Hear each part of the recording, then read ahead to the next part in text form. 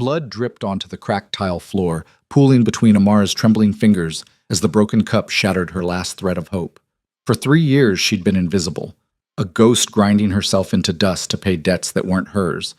But the man at table 7 saw everything, and when he spoke, the entire bakery went silent. His voice cut through the chaos like a blade. "Touch her again, and I'll burn this place to the ground." Amara didn't know his name yet. She didn't know he'd been watching her for years. She only knew that her life had just ended, or begun. If you want to see where Amara's dangerous new world takes her, stay until the end.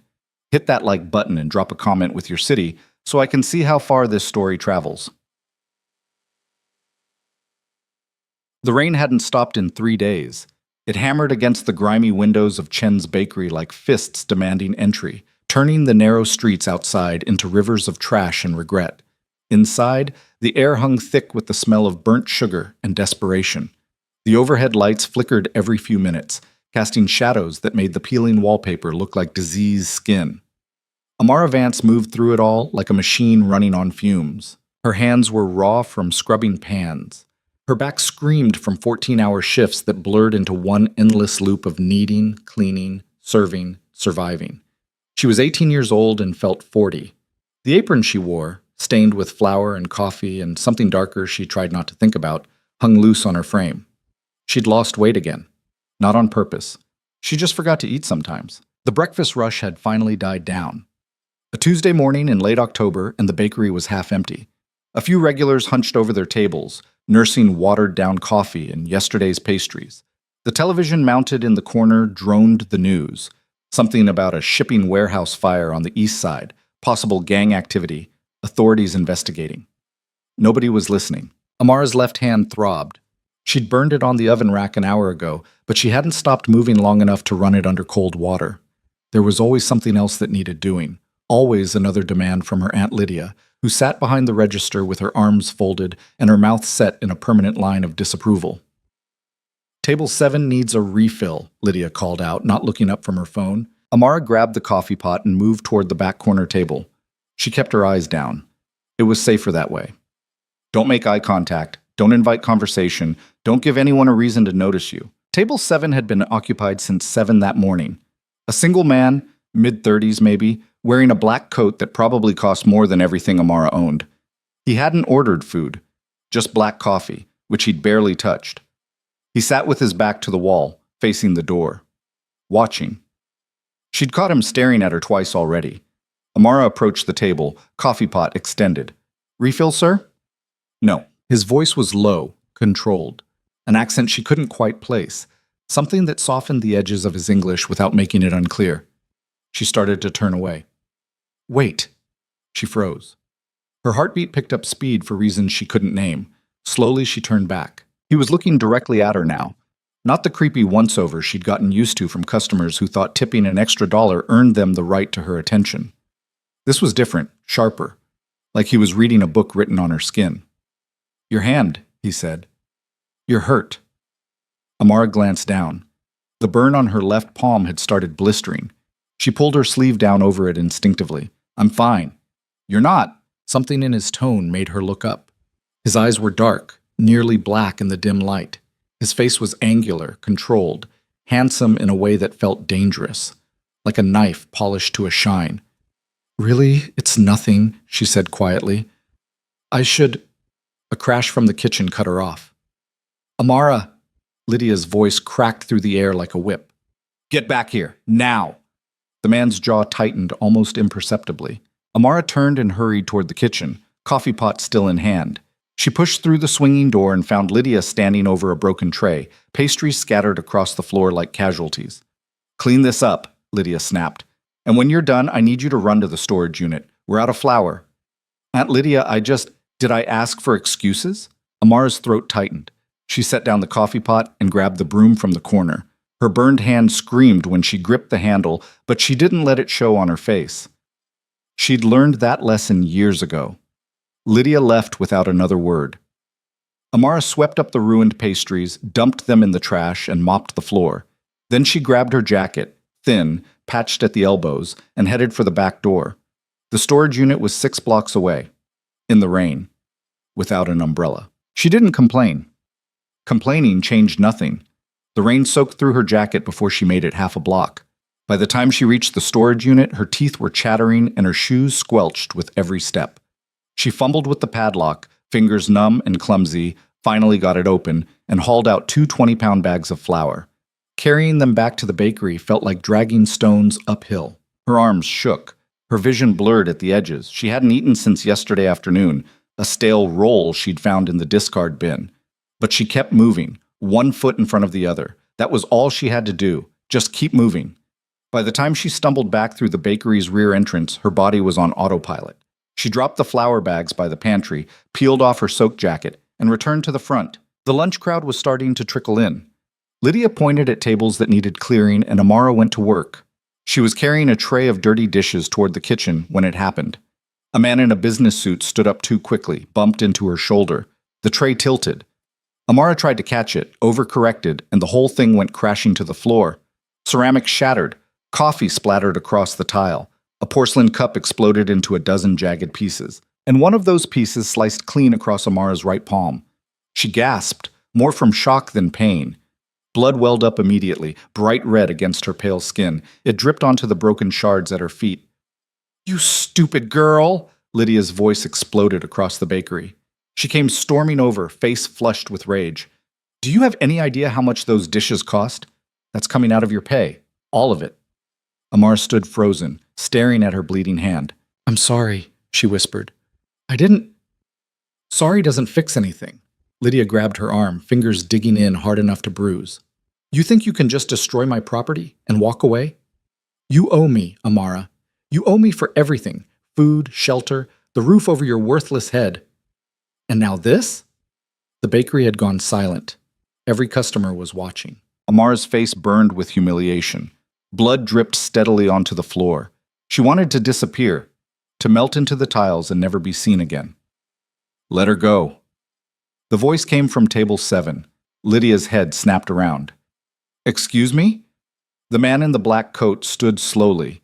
He moved with the kind of precision that made Amara think of predators, calm, controlled, lethal. He crossed the bakery floor in a few strides and stopped directly in front of Lydia. "I said let her go." Up close, he was taller than Amara had realized. Broad-shouldered, his presence filled the space like smoke, impossible to ignore. Lydia released Amara's arm, but her expression twisted with indignation. "This is my business, my employee. You have no right. Your employee is bleeding." His tone didn't rise. It didn't need to. "And you're more concerned with broken dishes than her injury. That tells me everything I need to know about you." Lydia's mouth opened and closed. No sound came out. The man turned to Amara. His gaze softened, just a fraction, but enough to notice. "Come here." She didn't move. Couldn't. "Amara." He said her name like he'd known it forever. "Let me see your hand." Something in his voice bypassed her fear. She stepped forward, extending her bleeding palm. He took her hand gently, examining the cut. His touch was warm, steady, professional. "Deep, but clean. It needs stitches." "I can't afford—" "You won't pay for anything." He pulled a pristine white handkerchief from his coat pocket and wrapped it carefully around her hand, applying pressure to slow the bleeding. "I'll take care of it." Lydia found her voice. "Now, wait just a minute. You're done talking." He didn't even look at her. "Amara doesn't work here anymore." The world tilted. "What?" Amara's voice came out strangled. "No, I can't just— I have debts. I owe her—" "You owe her nothing." His eyes locked onto hers. "And whatever money she claims you owe, I'll settle it, right now." Lydia's greed overtook her anger. "She owes me $42,000. Medical bills from when her mother died, funeral costs, 3 years of food and housing. It's all documented." 42,000. The number crushed Amara every time she heard it. An impossible sum. A life sentence. The man reached into his coat and pulled out a phone. He tapped the screen a few times, then showed it to Lydia. "Bank transfer, 60,000. 42 to clear her debt, and 18 as compensation for your inconvenience." Lydia's eyes went wide. "Take it," he said quietly, "and understand that if you ever contact Amara again, for any reason, you'll answer to me." The threat hung in the air like a blade. Lydia grabbed the phone, checked the screen, and her hand started shaking. She looked at Amara, then at the man, then back at the phone. Yes. Okay. The debt's cleared. Good. He took the phone back and slipped it into his pocket. Then he turned to Amara. Get your things. I don't understand. Her voice cracked. Who are you? Someone who's been looking for you for a very long time. Her pulse hammered. Looking for me? Why? He didn't answer. Instead, he placed a hand lightly on her back, not pushing, just guiding, and led her toward the door. Amara's mind raced. This didn't make sense. None of it made sense. Men didn't just walk into bakeries and pay off massive debts for strangers. They didn't speak with that kind of authority, that kind of certainty, unless they had power. Real power, the kind that came with danger. She should run, she should scream, But she didn't. Because for the first time in 3 years, someone had seen her, really seen her. Not as a tool or a burden or a debt to be collected. As a person. They stepped outside into the rain. A black car idled at the curb, sleek, expensive, windows tinted so dark they looked like oil. A driver stood beside it, holding an umbrella. The man opened the rear door. Get in. Amara hesitated. Where are we going? Somewhere safe. I don't even know your name. He studied her for a long moment. Rain dripped from his dark hair, but he didn't seem to notice. Seo Jun Kong. The name hit her like a punch. She'd heard it before. Everyone had. Whispered in alleys and bars, spoken with fear and respect. Seo Jun Kong wasn't just powerful. He was untouchable. Connected to every shadow in the city. A man who controlled territories, businesses, lives. A mafia boss. Amara's breath caught. I can't go with you. Yes, you can. His voice remained calm. Because you have no money, no home, and nowhere else to go. Because your aunt will take that 60,000 and disappear, and you'll be left with nothing. Because I'm offering you a choice, Amara. Come with me or go back to surviving. It's up to you. He was right. She hated that he was right. Her hand throbbed. Her body ached. She was so tired of being invisible. So tired of fighting just to make it through another day. Maybe this was insane. Maybe she'd regret it. But she got in the car. The interior smelled like leather and something faintly spiced. Cologne, maybe. The seats were soft enough to sink into. Amara sat stiffly, clutching her wrapped hand against her chest. Seo Jun slid in beside her and closed the door. The driver got behind the wheel without a word, and the car pulled smoothly into traffic. For several minutes, neither of them spoke. Amara stared out the window, watching the city blur past. Familiar streets gave way to unfamiliar ones. The buildings grew taller, cleaner. The people on the sidewalks wore suits and carried briefcases. Finally, she found her voice. Why did you do that? Pay off my debt? Because you needed help. People need help all the time. You don't rescue everyone. No. He turned to look at her. I don't. Then why me? Seo Jun was quiet for a moment. When he spoke, his voice carried something she couldn't quite name. Because I've been watching you, Amara, for 3 years. Her blood went cold. What? Not in the way you're thinking. He leaned back against the seat. I don't hurt children. I don't exploit the vulnerable. But I do pay attention to patterns, to people who fall through the cracks. That doesn't explain anything. Your mother, he said quietly. Elise Vance. She worked for me once, a long time ago. Amara's world tilted again. That's not possible. My mother was a nurse. She was, and she also helped me with certain medical situations that required discretion. She saved my life twice. When she got sick, I tried to help her, but she refused. Too proud. Too afraid of owing anyone. Tears burned behind Amara's eyes. She never mentioned you. She wouldn't have. Elise kept her world separate, but before she died, she asked me for one thing. To make sure you were safe. Then where have you been? The words came out harsher than she intended.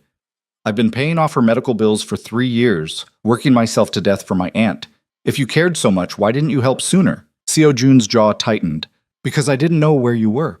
Your aunt moved you 3 times, changed your phone number, made sure you were off the grid. It took me 2 years to find you. And then? And then I watched. I needed to understand the situation before I acted. Your aunt is manipulative, but not stupid. If I'd approached too soon, she would have disappeared with you. Or worse. Amara's head spun. This is insane. You expect me to believe that you've been... What? Stalking me? Protecting me from a distance? Yes. The simplicity of his answer left her speechless. The car turned onto a private road lined with iron gates and high walls. Security cameras tracked their movement. The driver punched a code into a keypad, and the gate swung open. They drove through manicured grounds, trees pruned to perfection, lawns that looked like green glass. The house at the end of the drive wasn't a house. It was an estate. Modern architecture, all sharp lines and floor-to-ceiling windows. The kind of place that appeared in magazines. The car stopped in front of the main entrance. "Come on," Seo-jun said, opening the door. "Let's get that hand properly treated." Amara followed him inside, too overwhelmed to resist. The interior was just as intimidating as the exterior. Marble floors, minimalist furniture, art that probably cost more than most people made in a year.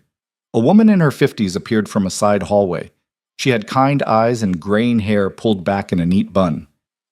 "Mr. Kang, you're back early." "Min-hee, this is Amara Vance. She needs medical attention. Please call Dr. Choi." Min-hee's gaze softened when she saw Amara's wrapped hand. "Of course. Right away." She disappeared down the hall. Seo-jun led Amara into a sitting room and gestured to a plush couch. "Sit. The doctor will be here in 10 minutes. She sat, mostly because her legs felt unsteady. "You have a doctor on call?" "I have many things on call." He removed his coat and draped it over a chair. Underneath, he wore a black shirt that fit him like it had been tailored specifically for his frame. Probably had been. Amara looked down at her own clothes. Torn jeans, a faded t-shirt with a coffee stain on the hem. She didn't belong here. "I can't stay," she said quietly. "Why not?" "Because I don't know you. Because this is crazy. Because—" Her voice broke. "Because I don't understand what you want from me." Seo-jun moved to sit across from her. He rested his elbows on his knees, hands clasped, and met her eyes with an intensity that made it hard to breathe. "I want," he said slowly, "to give you the life your mother wanted for you. Safety, stability, a future that isn't built on debt and exhaustion." "Why?" "Because I owed her, and because you deserve better than what you've been given." "I'm not your responsibility." "You are now." The certainty in his voice should have scared her. Maybe it did. But underneath the fear was something else, something that felt dangerously close to hope. A knock on the door interrupted them. Dr. Choi entered, a man in his 60s with steady hands and a calm demeanor. He examined Amara's cut, cleaned it with practiced efficiency, and stitched it closed without unnecessary commentary. "Keep it dry for a week," he said, wrapping her hand in clean gauze. "Come back in 10 days, and I'll remove the stitches." "Thank you," Amara whispered. Dr. Choi nodded and left. Min-hee returned with a tray, tea, sandwiches, fruit. She set it on the low table between them. "You must be hungry, dear." Amara's stomach growled in response. Min-hee smiled. "Eat. I'll prepare a room for you upstairs." "Wait." But Min-hee was already gone. Amara looked at Seo-jun. "A room? You're not going back to that bakery. Or to your aunt, so yes, a room." "For how long?" "As long as you need." She wanted to argue, to insist she could take care of herself. But the truth was, she couldn't. Not anymore. She was exhausted, hungry, hurt, and so tired of pretending she was fine. So instead of arguing, she picked up a sandwich and took a bite. It was the best thing she'd ever tasted. Seo-jun watched her eat with an expression she couldn't read. Not pity, not satisfaction, something deeper. Something that made her feel like he was seeing every scar, every wound, every moment she'd survived alone. "I need to know something," she said between bites. "What do you expect from me, in exchange for all this?" "Nothing. That's not how the world works. It's how my world works." He leaned back. "You're not a transaction, Amara. You're not collateral. I'm not keeping you here as leverage or entertainment. You're free to leave whenever you want." "But you don't think I will." "No." A faint smile touched his mouth. "I don't." "Why?" "Because you're smart. And you know that out there you have nothing. And here you have everything." He was right again. She hated it. But she kept eating. Min-hee showed her to a bedroom on the second floor. It was larger than the entire bakery kitchen. Pale walls, a king-size bed with white linens, a private bathroom with a tub deep enough to drown in. "There are clothes in the closet," Min-hee said gently. "Probably not your style, but they'll fit. Mr. Kong had them brought in this morning." Amara's head snapped around. "This morning?" He called ahead. Minhee's smile was knowing. He hoped you'd come. When Minhee left, Amara stood in the middle of the room, unsure what to do with herself. She opened the closet and found it full. Jeans, sweaters, dresses, all in her size. Shoes lined the bottom shelf. Everything looked expensive but understated. Practical. He'd known. Somehow, Seo Kang had known she'd say yes before she'd even made the decision herself. The thought should have terrified her. Instead, it made her feel seen. She showered, with hot water that didn't run out after 3 minutes. Scrubbed the flour and coffee and sweat from her skin. Washed her hair twice. Stood under the spray until her muscles stopped screaming. When she emerged, wrapped in a towel that was softer than anything she'd ever owned, she caught sight of herself in the mirror. Thin, bruised, a fresh bandage on her right hand, an old burn on her left. Circles under her eyes, dark enough to look like paint. She looked like someone who'd been fighting a losing battle for years. She looked like her mother had, near the end. Amara turned away from the mirror. She dressed in jeans and a plain sweater, towel-dried her hair, and sat on the edge of the bed. The mattress was so soft she sank into it. Outside the window, the rain had finally stopped. The sky was clearing, streaks of pink and orange breaking through the clouds. A knock on the door made her jump. "Come in," she called. Seo entered carrying a small black box. He'd changed into casual clothes, dark jeans, a gray shirt. Less intimidating, but no less commanding. "How are you feeling?" he asked. "Confused, tired, a little overwhelmed." "That's fair." He crossed the room and sat in the chair by the window. "I brought you something." He held out the box. Amara took it hesitantly. Inside was a phone. New, sleek, already set up. "I don't need—" "You do. Your old phone was on your aunt's plan. This one is yours. My number's already programmed in. So is Minhee's and Dr. Choi's. If you need anything, call." She stared at the phone. It felt like a lifeline and a chain at the same time. "Thank you," she said quietly. Seo nodded. For a moment, silence filled the space between them. Then Amara asked the question that had been burning in her chest since the bakery. "What happens now?" "Now?" He tilted his head. "You rest. You heal. You decide what you want your life to look like. And you? What do you get out of this?" His gaze held hers. "Peace of mind, knowing I kept my promise to your mother." "That's all?" "For now." The honesty in his answer was more unsettling than a lie would have been. Amara set the phone on the nightstand. "I don't know how to do this. I don't know how to just exist without working myself to death." "You'll learn." "What if I don't fit here? What if—" She stopped, swallowing hard. "What if I disappoint you?" Seo stood and moved closer. He crouched down so they were eye level, and when he spoke, his voice was firm, but not unkind. "You survived 3 years of hell, Amara. You worked yourself to the bone for a woman who didn't care if you lived or died. You kept going when most people would have broken. You don't disappoint me. You never could." Tears spilled over before she could stop them. She hadn't cried in years. Crying was weakness, and weakness got punished. But here, in this strange, beautiful room with this dangerous man who'd pulled her out of the fire, she couldn't hold it back anymore. Seo didn't tell her to stop, didn't look away. He just stayed there, steady and present, until the tears ran dry. When she finally wiped her face, embarrassed and exhausted, he stood. "Get some sleep," he said. "Tomorrow, we'll figure out the rest." He left without another word. Amara lay back on his bed, staring at the ceiling. Her mind raced with 1,000 questions, 1,000 fears. But underneath all of it was something she hadn't felt in a very long time. Relief. For the first time in 3 years, she didn't have to worry about where her next meal was coming from. Didn't have to count every dollar. Didn't have to wake up at 4 in the morning to scrub floors in a bakery that smelled like decay. She was safe. Maybe it wouldn't last. Maybe this was all some elaborate trap she didn't understand yet. But tonight, she didn't care. Tonight, she slept. Amara woke to sunlight streaming through unfamiliar windows and the disorienting realization that she'd slept for 14 hours straight. Her body felt heavy, drugged with the kind of deep rest she hadn't experienced in years.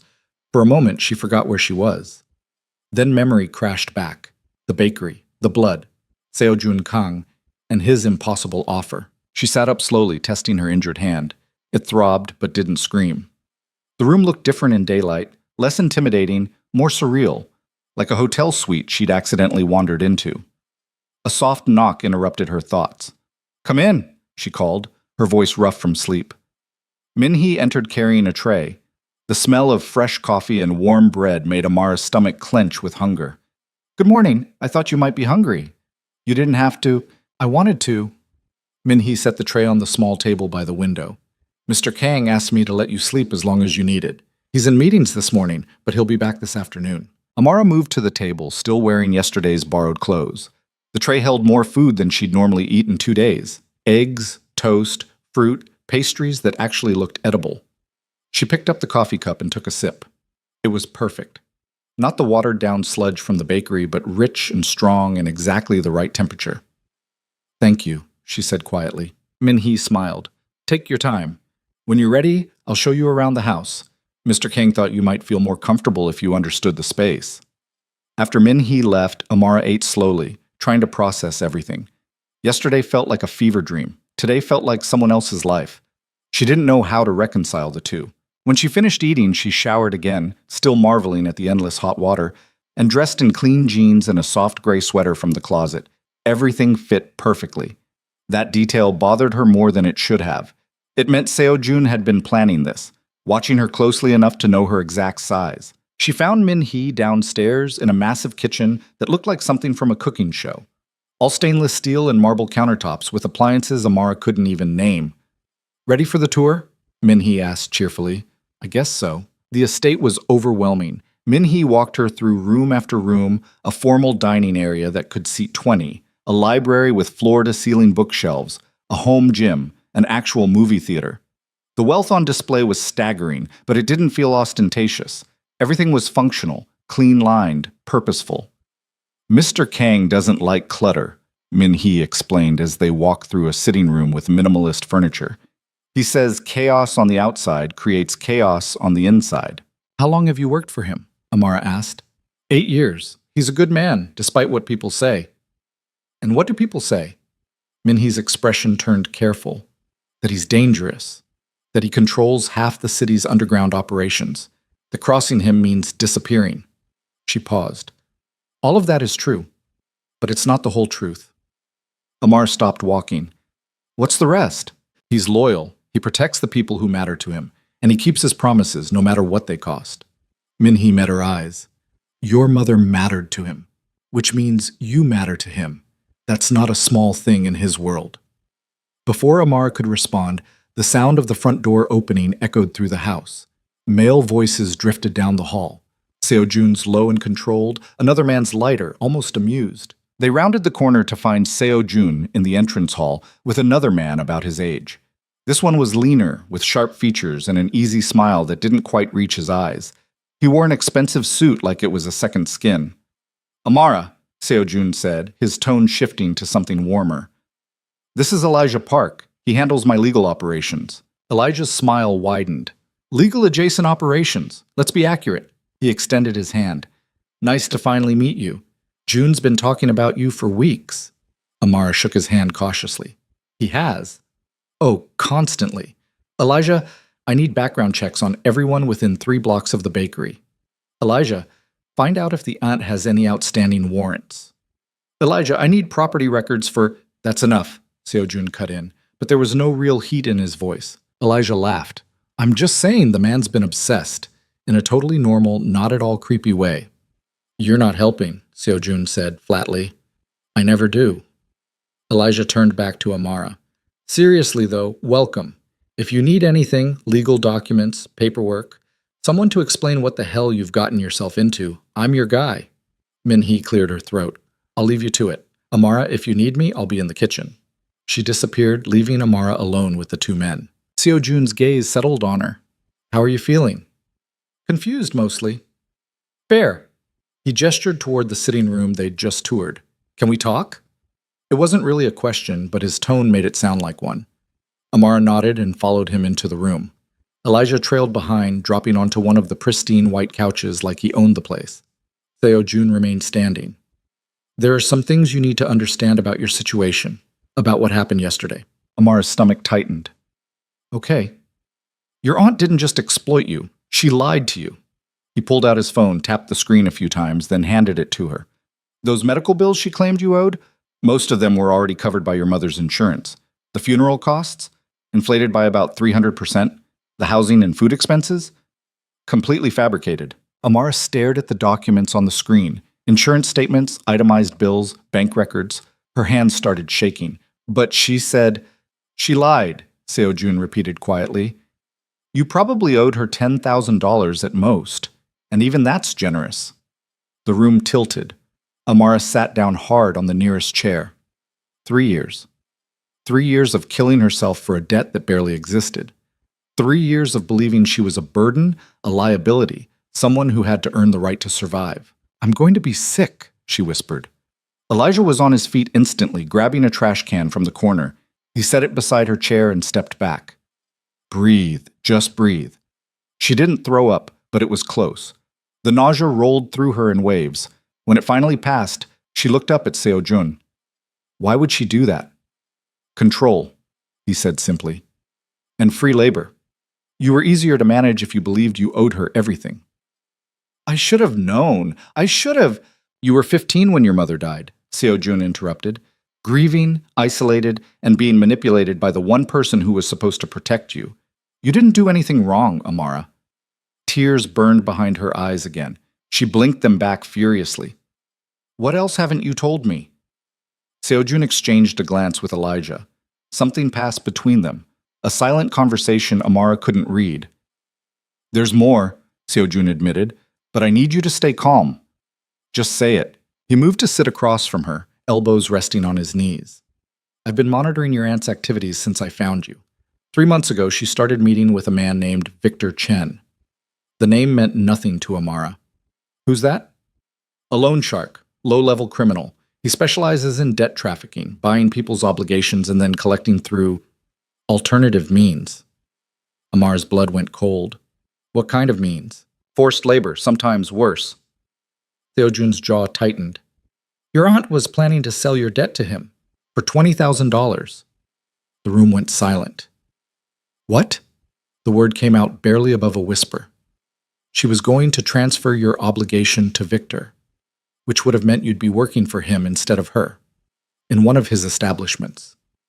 Seo-jun's voice stayed level, but something dark flickered in his eyes. I couldn't let that happen. Amara's mind reeled. When? When was this supposed to happen? Next week. She thought she might actually be sick this time. If Seo-jun hadn't walked into that bakery yesterday, if he hadn't paid off the debt, if she'd worked just 1 more week. I need air, she gasped, standing abruptly. Seo-jun stood with her. Amara, I just need a minute, please. He stepped back, giving her space. Elijah pointed toward the back of the house. There's a terrace through those doors. Private. No one will bother you. She stumbled toward the doors he'd indicated, pushed through them, and found herself on a stone terrace overlooking manicured gardens. The air was cool and clean. She gripped the railing, knuckles white, and tried to remember how to breathe. Her aunt had been going to sell her, like property, like she was worth nothing more than $20,000 and whatever use someone could wring out of her body. The realization should have destroyed her. Maybe it would later, but right now, all she felt was rage. Behind her, the door opened quietly. She didn't turn around. I know this is a lot, Seo-jun said, his voice closer than she expected. A lot? She laughed, but it came out sharp and broken. You just told me I was days away from being trafficked. That's not a lot. That's... Her voice cracked. I don't even have a word for what that is. I'm sorry. Don't apologize. She finally turned to face him. You saved me. You pulled me out before it could happen. I should be thanking you, not... She stopped, pressing her uninjured hand to her face. I don't know what I'm supposed to feel right now. Angry, scared, betrayed, all of it. Seo-jun moved to stand beside her, close enough that she could feel his presence, but not touching. You're allowed to feel everything at once. They stood there in silence for a long moment. The garden stretched out before them, peaceful and perfect, a world away from the crumbling bakery and her aunt's poisonous lies. What happened to Victor Chen? Amara asked quietly. After you found out about the deal? Seo-jun's expression went cold. I made it very clear that you were off limits, that anyone who came near you would answer to me personally. And he believed you? People in this city know better than to doubt me. There was something in his tone that made Amara shiver. This was the other side of Seo Jun Kang, the part that Min Hee had mentioned, the dangerous part, the part that made people disappear. Are you afraid of me? He asked suddenly. She considered the question honestly. I don't know. Maybe I should be. But you're not. No. She met his eyes. I'm not. Why? Because if you wanted to hurt me, you wouldn't have gone through all this trouble first. She gestured back toward the house. You would have just taken what you wanted and left. But you didn't. You gave me a choice. You've given me nothing but choices since we met. Something shifted in his expression. And if I told you that at some point I might ask you for something in return, would that change things? Her pulse quickened. What kind of something? I don't know yet. He turned to face her fully. But I'm not a charity, Amara. I helped you because I owed your mother, yes, but also because I wanted to, because from the moment I saw you, He stopped, seeming to choose his words carefully. I couldn't look away. That sounds like obsession. Maybe it is. He didn't flinch from the accusation. Does that scare you? It should. Everything about this situation should terrify her. But instead, she felt something else. Something that made her stomach flip and her skin feel too tight. Ask me again later, she said quietly. The corner of his mouth lifted. Not quite a smile, but close. Fair enough. They went back inside to find Elijah sprawled on the couch, scrolling through his phone. He looked up as they entered. Everything okay? Fine, Amara said, though her voice still shook slightly. Good. Because I come bearing gifts. He pulled a folder from his briefcase and handed it to Seo Jun. New identity documents. Social security card, birth certificate, high school diploma. All perfectly legal and completely untraceable to her aunt. Amara blinked. New identity? Not new, Elijah corrected. Restored. Your aunt had your documents locked down tight. I just made sure you could access your own life again. Seo Jun handed her the folder. Inside were crisp official documents, all bearing her name. You'll need these if you want to do anything. Open a bank account, get a job, apply to school. School, Amara repeated numbly. The word felt foreign. She'd graduated high school 3 months before her mother died, but college had never been a possibility. Not with the debt hanging over her head. If you want, Seo Jun said, or you could work, or take time to figure out what you actually want to do with your life. The point is, the choice is yours now. Choices. He kept giving her choices when she'd spent 3 years without any. Elijah stood, stretching. I should get going. I have a meeting with some very nervous accountants in an hour. He grinned at Amara. Pleasure meeting you. I'm sure I'll be seeing a lot more of you. After he left, Seo Jun walked Amara back to the kitchen where Min Hee was preparing lunch. The smell of roasted vegetables and garlic filled the air. Hungry? Min Hee asked. Always, Amara admitted. They ate at the kitchen island, something Min Hee called bibimbap, all rice and vegetables and a perfectly fried egg on top. It was delicious. Everything here was delicious. Amara had to keep reminding herself that this was real, that she wasn't going to wake up back in the bakery's dingy storage room. After lunch, Seo Jun led her to the library.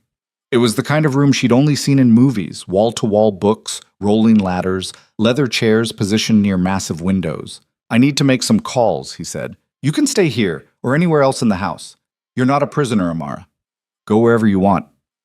She believed him, which was strange, considering everything. He left and she found herself alone in a library bigger than most public ones. She ran her fingers along the spines, classics, modern fiction, history, philosophy. Some in English, some in Korean, some in languages she didn't recognize. She pulled out a worn copy of Jane Eyre and settled into one of the leather chairs. The afternoon sunlight streamed through the windows, warm on her face. For the first time in years, she had nothing to do. No floors to scrub, no customers to serve, no aunt screaming at her for breathing wrong. Just silence and books and the strange, fragile possibility of peace. She must have dozed off, because when she opened her eyes, the light had changed. Golden hour. The book had fallen onto her lap. You look comfortable. She jerked upright to find Seo Jun standing a few feet away, hands in his pockets. He changed into more casual clothes, dark jeans and a black sweater that made him look less like a crime boss and more like a dangerously attractive stranger. Sorry, she mumbled, rubbing her eyes. I didn't mean to fall asleep. Don't apologize. You needed rest. He moved closer, studying her with that unnerving intensity. I have something to show you, if you're up for it. Curiosity won out over caution. What is it? You'll see. He led her through the house to a wing she hadn't explored yet. At the end of the hall, he opened a door and gestured for her to enter. The room took her breath away. It was an art studio, huge windows letting in the fading light, easels and canvases stacked against the walls, shelves full of paints and brushes and supplies. Everything looked brand new and untouched.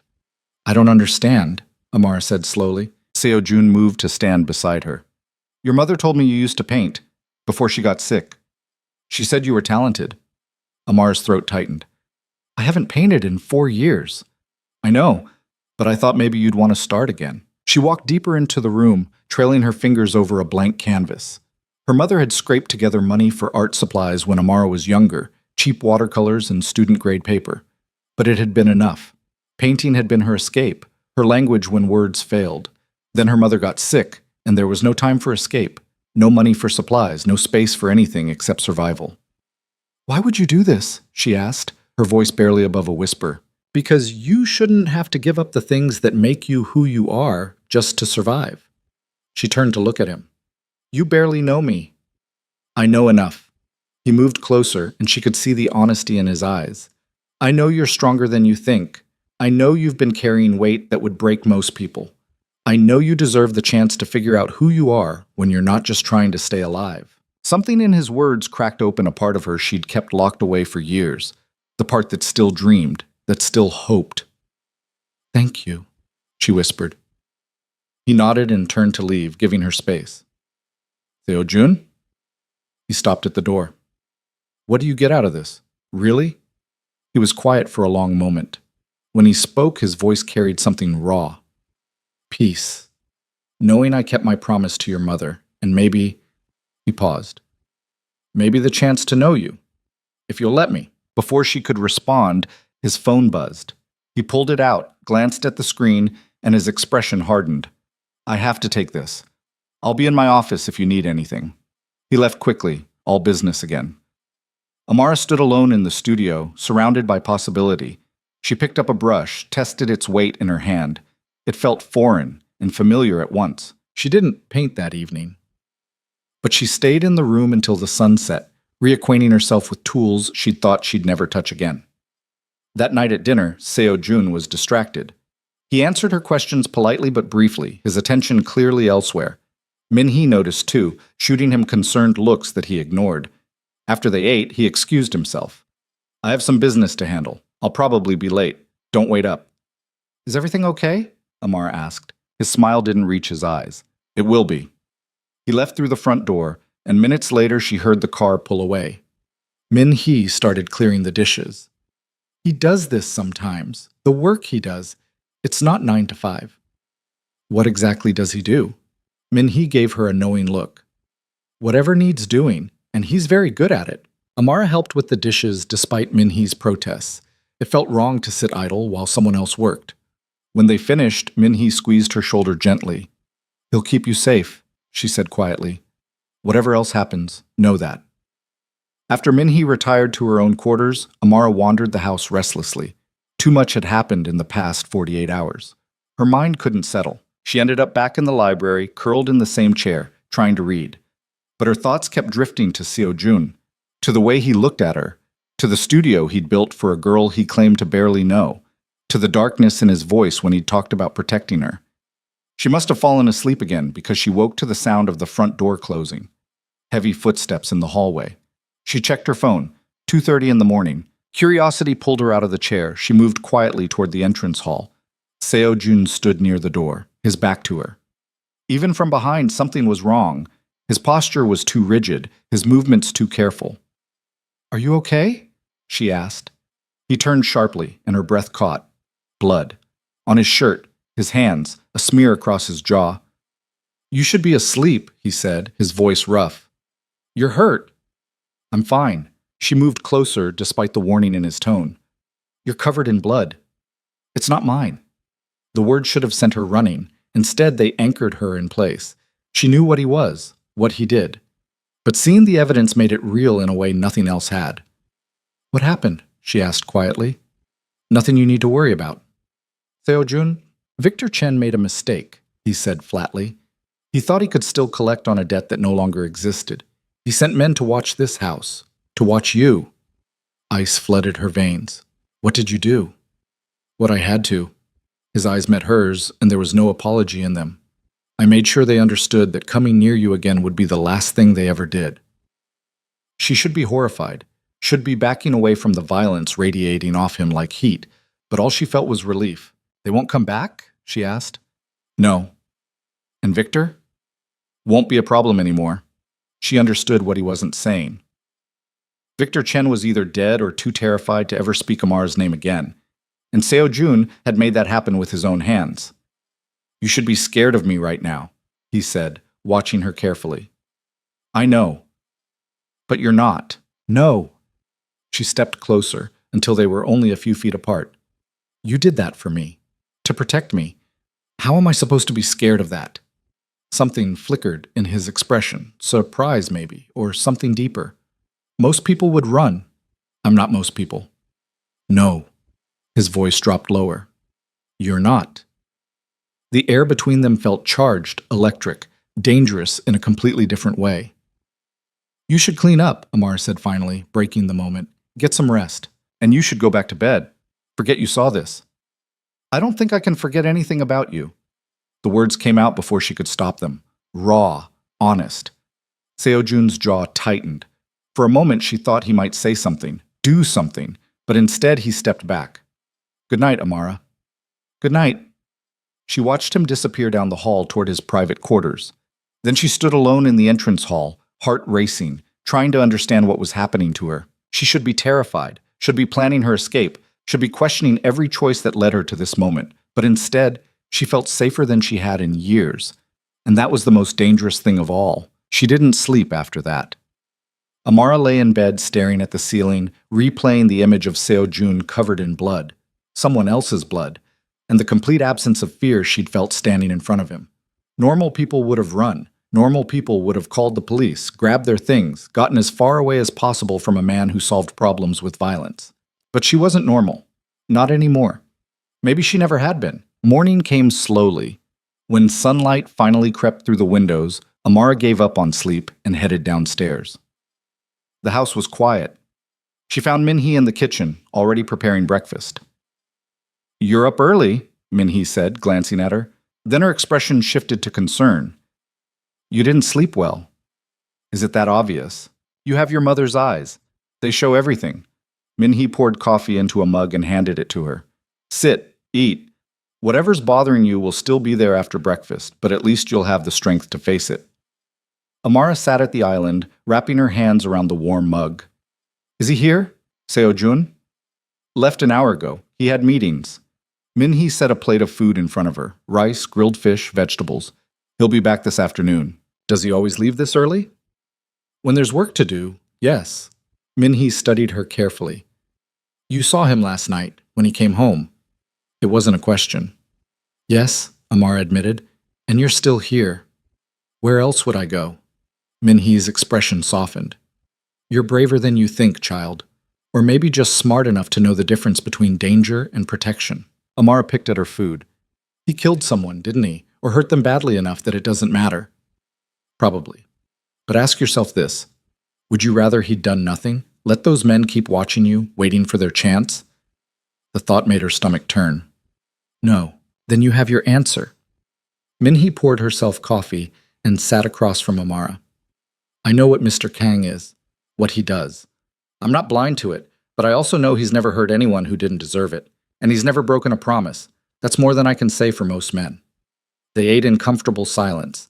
When Amara finished, she helped Min-hee clean up despite the older woman's protests. It felt good to have something to do with her hands. I was thinking about painting today, Amara said as she dried a plate. In the studio. Min-hee smiled. That's wonderful. Your mother would be so happy to know you're painting again. The mention of her mother sent a pang through Amara's chest. Did you know her? My mom. Only briefly. She came here once, about 6 years ago. Mr. Kang had been shot. Nothing life-threatening, but he needed someone he could trust. She patched him up, didn't ask questions, didn't judge. I remember thinking she was one of the strongest women I'd ever met. Amar's throat tightened.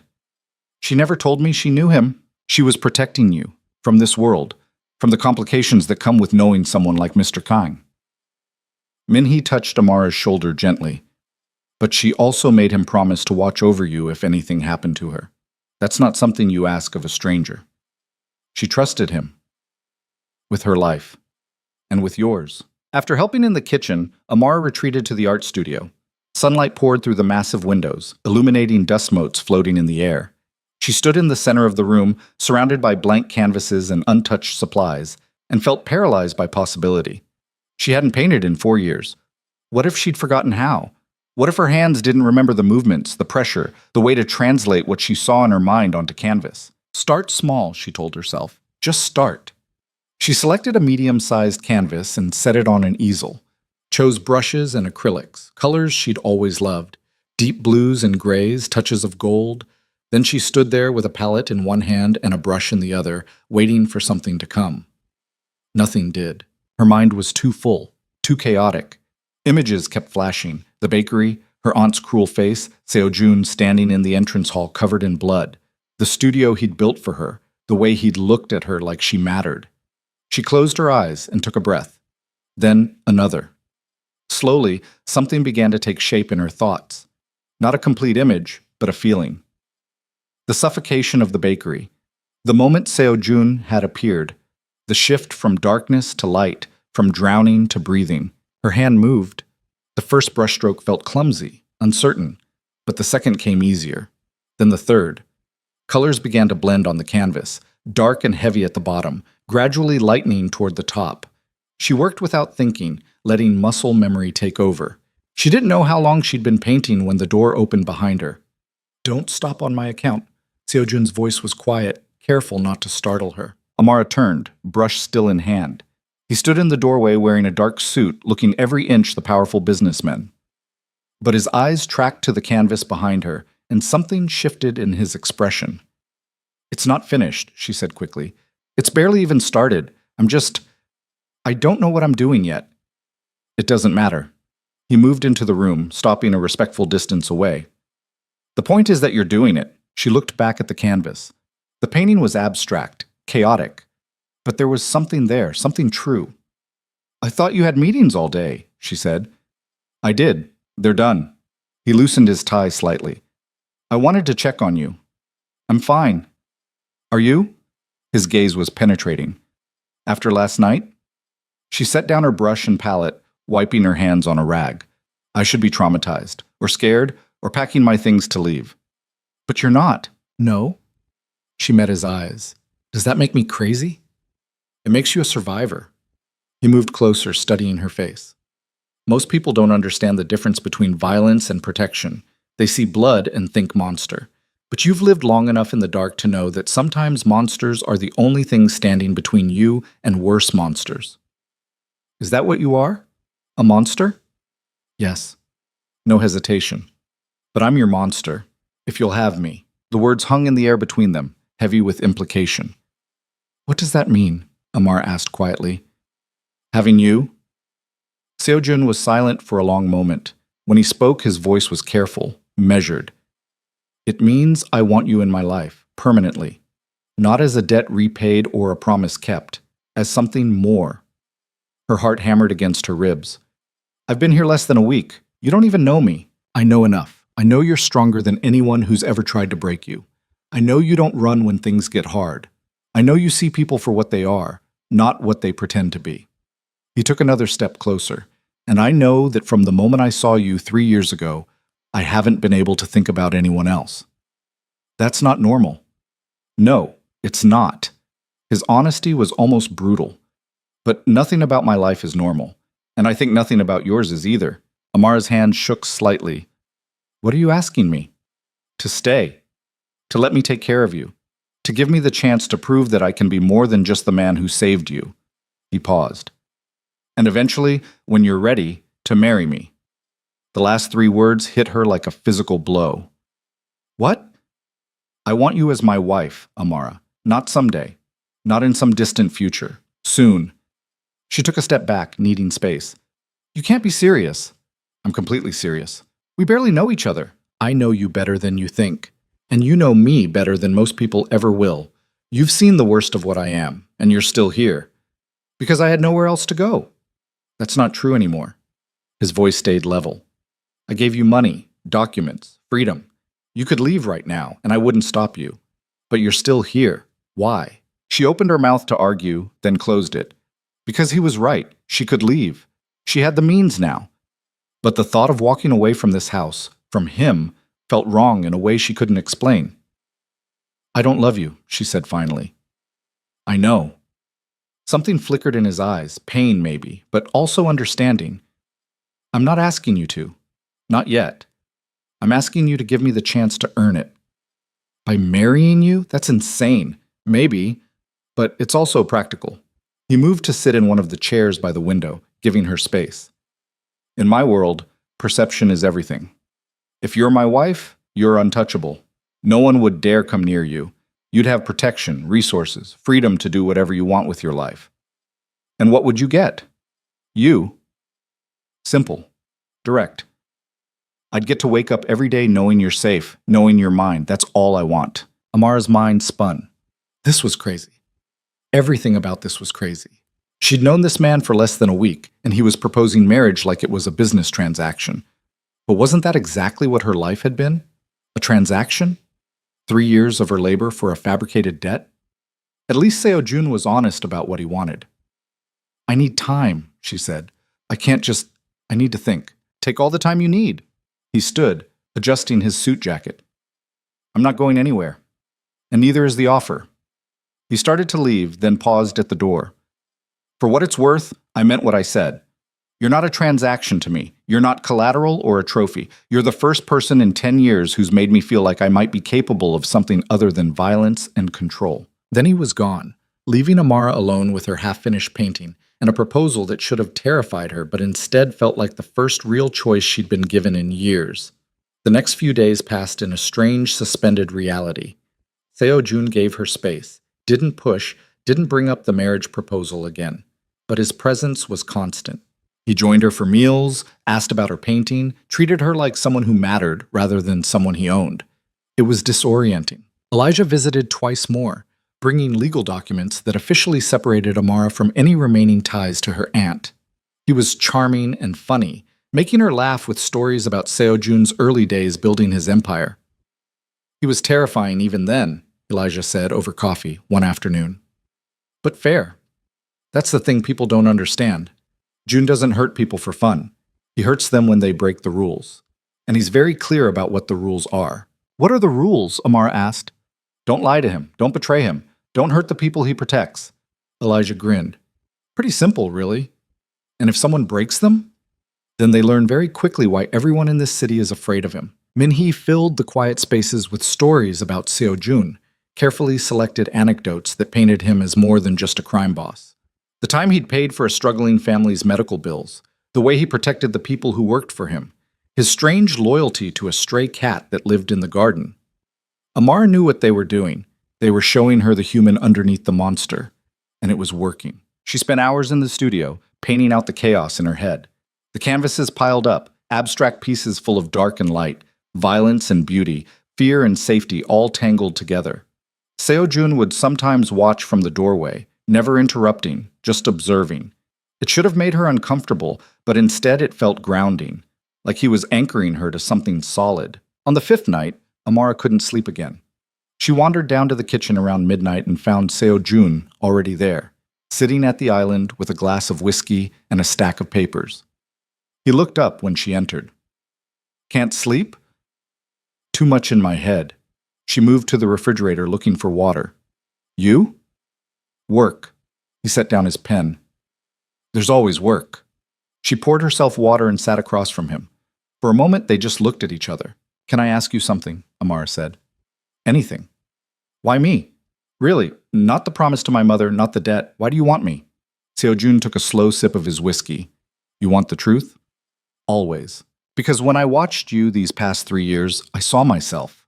Someone fighting to survive in a world that didn't care if they lived or died. Someone who kept getting up even when staying down would have been easier. I built my empire from nothing, Amara. I clawed my way up from the streets with blood on my hands and bodies behind me, and I've been alone the entire time. He set down his glass. Then I saw you, and for the first time I thought maybe I didn't have to be. The vulnerability in his voice cracked something open in her chest. I'm not some perfect person, she said quietly. I'm angry and scared, and I don't know how to be anything other than what I've had to be to survive. Good. I don't want perfect. I want real. What if I can't give you what you need? What if you can? He leaned forward. What if instead of asking what I want from you, you ask yourself what you want from me? From this life? Amara thought about it. Really thought about it. I want to feel safe. I want to paint. I want to never be hungry or invisible or worthless again. Done. I want autonomy, control over my own life. You'll have it. I want honesty. Always. Even when it's ugly. You already have that. His eyes didn't leave hers. Anything else? She hesitated. Then, because he'd asked for honesty, she gave it. I want to understand you, the real you. Not the monster everyone's afraid of, not the protector, but the person underneath all of it. Something shifted in his expression. That's a dangerous thing to want. I know. There are parts of me that are dark, Amara, parts that can't be fixed or changed or made pretty. I'm not asking you to be pretty. I'm asking you to be honest. He studied her for a long moment. Then he stood, walked around the island, and extended his hand. Come with me. She took his hand. His grip was firm, warm, grounding. He led her through the house to a part she'd never explored, down a hallway, through a door that required a key code, down a set of stairs into what looked like a basement level. The space was enormous. One section was clearly a gym with weights and training equipment. Another held filing cabinets and computers, an office of sorts. But Seo Jun led her past all of that to a small room at the back. He unlocked the door and flipped on the light. The walls were covered in photographs, surveillance shots mostly, and many of them were of her. Amara's breath caught. I told you I'd been watching, Seo Jun said quietly. This is what I meant. She moved closer, studying the images. Her leaving the bakery, walking to the storage unit, sitting alone on a bench during her rare breaks. The photographs spanned years, documenting her life from a distance. This should terrify me, she whispered, but it doesn't. No. She turned to face him. Because you weren't watching to hurt me. You were watching to protect me. I was watching because I couldn't look away. He moved to stand beside her. Every time I saw you, I wanted to step in, to pull you out of that hell. But I knew if I moved too soon, your aunt would disappear with you. So I waited. And I watched. And I hated every second of knowing you were suffering and not being able to stop it. Amara looked back at the photographs. You're obsessed with me. Yes. That's not normal. I know. It should scare me. It should. He turned her to face him, hands gentle on her shoulders. But I think you understand obsession. I think you've spent 3 years obsessed with surviving, with making it through one more day. That's all I've been doing too, surviving, until I saw you. Her heart pounded. What happens now? That's up to you. His hands slid from her shoulders to her hands, holding them carefully. I've shown you who I am. The darkness, the obsession, the violence. Now you decide if you can live with that. Amara looked down at their joined hands. His were scarred, rough from years of fighting. Hers were marked with burns and cuts from the bakery, healing but not healed. They matched. Two broken people who'd survived things that should have destroyed them. I need to know something, she said. If I say yes, to staying, to marrying you, to all of it, what happens when I disappoint you? When I'm not what you thought I was? That won't happen. But if it does, Amara. He waited until she met his eyes. I've seen you at your worst. Exhausted, injured, trapped, invisible. And I still wanted you. You could never disappoint me because I already know who you are. I'm not building you up in my head as some fantasy. I want the real you. Flaws and anger and fear and all. She wanted to believe him. More than anything, she wanted to believe that someone could see all of her, the damage and the darkness, and still choose her. I need more time, she said finally. Okay, but I'm not saying no. Something like hope flickered across his face. Okay. He led her back upstairs. At her bedroom door, he stopped. Thank you, he said quietly, for not running. Thank you for not making me want to. His hand lifted as if to touch her face, then dropped. Too much, too soon. Instead, he stepped back. Good night, Amara. Good night. She watched him walk away, then closed herself in her room. Her mind raced for hours before exhaustion finally pulled her under. In her dreams, she painted. But instead of chaos, the images were clear. A hand reaching out of darkness, another hand taking it, light breaking through shadows. When she woke the next morning, she knew her answer. She found Seo-jun in his office, working through a stack of papers. He looked up when she knocked on the open door, and something in her expression made him stand. "I'll marry you," she said. No preamble, no hesitation. He went very still. "You're sure?" "No, I'm terrified, but I'm sure that I want to try. I want to see what this could be." She stepped into the room. "But I have conditions." "Name them." "I want a prenup. I don't want your money if this doesn't work out. I want to know I can walk away if I need to." "Done. I want to finish my education. Maybe go to college. I don't know what I want to study yet, but I want the option." "Whatever you want. And I want time. I'm not ready for—" She felt heat rise in her face. "I need time before we're actually together, like a real married couple." Understanding crossed his face. "Of course. This marriage is on your timeline, Amara. All of it. I won't touch you until you ask me to." The promise in his voice made something warm unfold in her chest. "Okay," she said. "Then yes, I'll marry you." Seo-jun crossed the room in 3 strides and pulled her into his arms. The embrace was tight, almost desperate. She felt his heart racing against her chest, matching her own. "Thank you," he said into her hair. "I'll make this worth it, I promise." "You already have." And in that moment, wrapped in the arms of a dangerous man who'd built her an art studio and waited patiently for her to choose him, Amara finally understood what safety felt like. It wasn't the absence of danger. It was knowing that when danger came, someone would stand between you and it without hesitation. Someone who would burn the world down to keep you whole. The engagement, if it could even be called that, lasted 3 days before everything fell apart. Elijah arrived the morning after Amara's agreement with a leather portfolio and his usual irreverent grin. He spread documents across the dining room table while Seo-jun stood at the window, phone pressed to his ear, speaking rapid Korean to someone who was clearly not delivering good news. "Prenup straightforward," Elijah said, pointing to various sections. "Everything that's his stays his if you separate. Everything you acquire independently stays yours.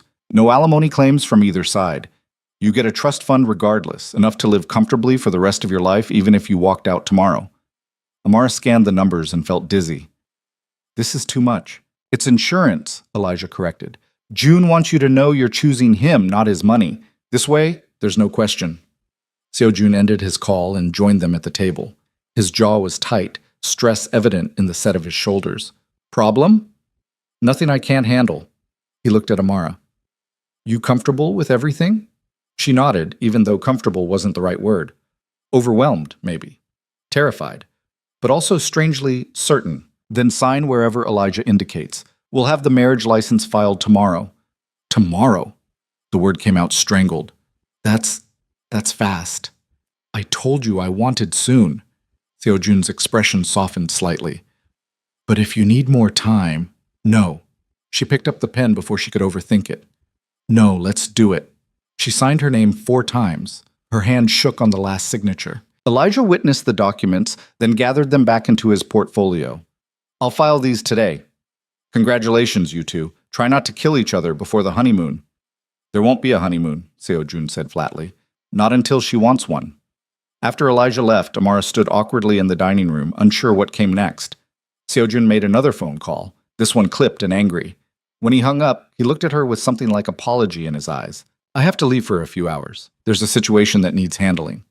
"What kind of situation?" He hesitated. "The kind I don't want you involved in." "I'm going to be your wife.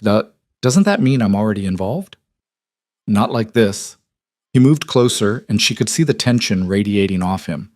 "One of my suppliers got ambitious. Thought he could renegotiate our terms by going around me to my competitors. I need to remind him why that's a bad idea." The implication was clear. "You're going to hurt him. I'm going to make sure he understands the consequences of betrayal. How I do that depends on how smart he is." Amara should have been horrified, should have argued, but instead she just nodded. "Be careful." Something flickered in his eyes. Surprise, maybe relief. "I will. Minhee's here if you need anything. Don't leave the property." "Why not?" Because until we're married, you're vulnerable. After, you'll be untouchable. But right now, you're in limbo. He touched her face briefly, thumb brushing her cheek. 3 days. Then no one can touch you. He left, and the house felt emptier without him. Amara tried to paint, but couldn't focus. Her mind kept circling back to the prenup, the marriage license, the impossible speed at which her life was changing. A week ago, she'd been invisible.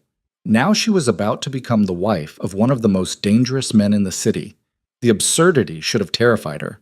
Instead, it felt like the first time in years she'd been allowed to make a choice that was entirely her own. She was in the studio, staring at a blank canvas, when Min-hee knocked softly. "Amara? You have a visitor?" Her stomach clenched. "Who?" "A woman. She says she's your aunt." Ice flooded Amara's veins. "Tell her I'm not here." "I tried. She's insisting." Min-hee's expression was troubled. "Mr. Kang said not to let anyone in, but she's causing a scene at the gate. The security guards are ready to remove her, but I thought you should know." Amara's hands curled into fists. Part of her wanted to hide, to let the guards throw Lydia out. But another part, the part that had survived 3 years of abuse, wanted to face her, to show her that she wasn't powerless anymore. "I'll talk to her," Amara said, "but not alone. Can someone stay with me?" "Of course." They walked to the front of the property together. Through the iron gates, Amara could see her aunt pacing like a caged animal. Lydia looked different, thinner, more desperate. The $60,000 Seo-jun had given her clearly hadn't lasted. Amara approached the gate but didn't open it. Metal bars between them felt appropriate. "What do you want?" Her voice came out steadier than she felt. Lydia's face twisted. "What do I want? You disappear for a week, and that's all you have to say to me?" "You sold my debt to a human trafficker. I don't owe you conversation." "That's a lie. Who told you that? That man? The criminal who's keeping you prisoner?" Amara laughed, sharp, bitter. "He's not keeping me prisoner. He saved me from you." "Saved you?" Lydia's voice rose. "I took you in when your mother died.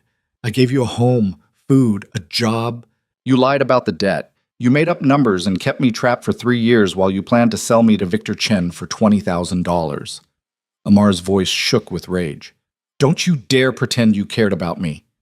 Lydia's expression flickered. Guilt, then anger. "You don't understand. I had expenses. Bills. Your mother left me with nothing but problems. And you were just one more. Get out." The words came out cold. "Leave. Now. Before I call the guards." "You think you're better than me now? Because some rich criminal bought you? You're nothing, Amara. You'll always be nothing. Just like your mother." The mention of her mother snapped something inside Amara. She stepped closer to the gate, voice dropping to something dangerous. "My mother was twice the person you'll ever be. She actually cared about people. She saved lives. All you've ever done is destroy them. Your mother was a fool who died penniless and alone, and you're a monster who'll die the same way. Except no one will mourn you." Lydia's face went red. "You ungrateful little—" "We're done." Amara turned to the security guard standing nearby. "Remove her. If she comes back, call the police." "You can't do this," Lydia shouted as the guard approached her. "I'm family. You owe me." "I don't owe you anything. Not anymore." Amara walked back toward the house, shaking but unbroken. Min-hee followed silently, giving her space to process. Inside, Amara collapsed onto the nearest couch, adrenaline draining from her body. "I should feel bad." "But you don't," Min-hee said gently. "No, I feel free." "Good. That woman doesn't deserve your guilt or your pity." Min-hee sat beside her. "You stood up for yourself. Your mother would be proud." The words broke something open in Amara's chest. Tears came suddenly, unexpectedly. Min-hee pulled her into a gentle embrace and let her cry. When Seo-jun returned hours later, Amara was in the library, curled up with a book she wasn't really reading. He appeared in the doorway and she looked up to find blood on his knuckles. "You're hurt," she said. "It's nothing." But he didn't hide his hands, didn't pretend. "Did you kill him, the supplier?" "No. Just made sure he understood the price of disloyalty." Seo-jun moved into the room. "Min-hee told me about your aunt. She came to cause trouble, and you handled it." Pride colored his voice. "I'm sorry I wasn't here." "I'm not." Amara set down her book. "I needed to face her myself. To prove I could." He sat across from her. "How do you feel?" "Lighter, like I cut off something that was weighing me down." She paused. She called my mother a fool. Seo Jun's expression darkened. Your mother was one of the strongest people I've ever met. She saved my life twice and never asked for anything in return. That's not foolishness. That's courage. Tell me about her. About when you knew her. He leaned back, choosing his words carefully. The first time we met, I'd been shot during a deal gone wrong. My own doctor was out of the country, and I was bleeding out in a warehouse. One of my men knew your mother from the hospital. He brought her in the middle of the night. She could have refused, could have called the police. Instead, she showed up with a medical bag and steady hands. Amara listened, hungry for any piece of her mother she'd never known. She didn't flinch, didn't judge, just worked. She dug the bullet out, stitched me up, gave me antibiotics and instructions. When I tried to pay her, she refused. Said she took an oath to save lives, and money didn't change that. That sounds like her. The second time, I'd been poisoned. My body was shutting down. She sat with me for 3 days, monitoring my vitals, adjusting medications. She didn't sleep, just kept me alive through sheer force of will. His voice softened. When I recovered, I asked her why she kept helping me when she knew what I was. You know what she said? What? That everyone deserves a chance to live. Even the broken ones. Maybe especially the broken ones. He met Amara's eyes. She saw something in me worth saving. I think that's why I can't stop seeing the same thing in you. Amara's throat tightened. She never told me any of this. She was protecting you. From my world. From the complications. He paused. But she made me promise that if anything happened to her, I'd watch over you. Not control you or own you. Just make sure you had the chance to become whoever you wanted to be. And marrying you helps with that how. A faint smile touched his mouth. It keeps you safe while you figure it out. Everything else, the money, the house, the studio, those are just tools. The marriage is protection. Is that really all it is to you? His smile faded. No, but that's all it needs to be for you. For now. They sat in comfortable silence for a while. Outside, the sun was setting, painting the sky in shades of orange and red. I should clean up, Seo Jun said eventually, standing. And you should eat. Min-hee made something special for dinner. Celebrating? Hoping. He offered her a small smile. 3 more days. Those 3 days passed in a blur of preparation and strange domesticity. Elijah returned with the marriage license and enough paperwork to drown in. Min-hee fussed over Amara, insisting she needed proper clothes for the ceremony, even though it would be a simple courthouse affair. You're only getting married once, Min-hee said firmly, pulling dresses from the closet. It should mean something. It does mean something, just not the traditional thing. All the more reason to mark it properly. Amara tried on 3 dresses before finding one that felt right. Simple, elegant, cream-colored. Not white. She wasn't that kind of bride. The night before the wedding, she couldn't sleep. She wandered downstairs around midnight and found Seo Jun in the same place as before. Kitchen, whiskey, paperwork. Déjà vu, she said. He looked up. Can't sleep? Nervous. Second thoughts? Third and fourth thoughts. She poured herself water and sat across from him. But not enough to run. What are you nervous about? Everything. What if I'm making a mistake? What if this doesn't work? What if... She stopped. What if I can't be what you need? Amara. He set down his pen. Tomorrow, we're going to sign some papers and become legally bound. But nothing else has to change. You'll still have your room, your space, your freedom. This marriage is whatever we make it. There's no script we have to follow. You say that now. I'll say it a year from now, too. He reached across the table, palm up. An invitation, not a demand. She put her hand in his. His fingers closed around hers, warm and steady. I'm going to mess this up, she whispered. Probably. I will, too. We'll mess it up together and figure it out as we go. You make it sound simple. It is simple. Everything else is just noise. She wanted to believe him. Maybe she did, just a little. The wedding happened at 10 in the morning at the courthouse downtown. No guests except Elijah and Min-hee. No flowers or music or ceremony beyond the legal minimum. The judge was professional and efficient, probably used to marriages that had nothing to do with love. Amara wore the cream dress and felt like she was playing pretend.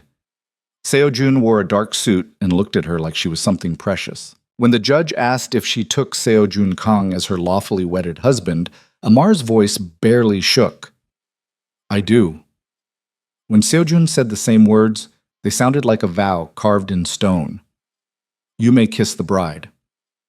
Seo Jun looked at her, asking permission. Amara nodded slightly. The kiss was brief, chaste, just a brush of lips that somehow still sent electricity down her spine. When he pulled back, something in his expression had shifted, like a door had opened. They signed the certificate. The judge declared them married. And just like that, Amara Vance became Amara Kang. In the car on the way back to the estate, Amara stared at the marriage certificate in her hands. Her name looked strange next to his. "You okay?" Seo Jun asked. "Ask me in a year." He smiled. "Fair enough." Back at the house, Min Hee had prepared a celebratory lunch. They ate together, four people who'd somehow become the closest thing to family any of them had. Elijah made inappropriate jokes. Min Hee fussed. Seo Jun stayed close to Amara without crowding her. It felt almost normal. Almost like this could actually work. That illusion lasted exactly 4 hours. Amara was in the studio trying to paint away her nervous energy when she heard shouting from somewhere in the house. Male voices, angry and overlapping. Then a crash. She set down her brush and moved into the hallway. The sounds were coming from the front of the house. She headed that direction, heart pounding. Min Hee appeared, face pale. "Amara, you need to go back to your room. Lock the door." "What's happening?" "Please, just—" Another crash. Glass shattering. Then Seo Jun's voice, cold and lethal. "You have 3 seconds to leave before I kill you where you stand." Amara pushed past Min Hee and ran toward the entrance hall. She rounded the corner and froze. 6 men stood in the foyer, all armed.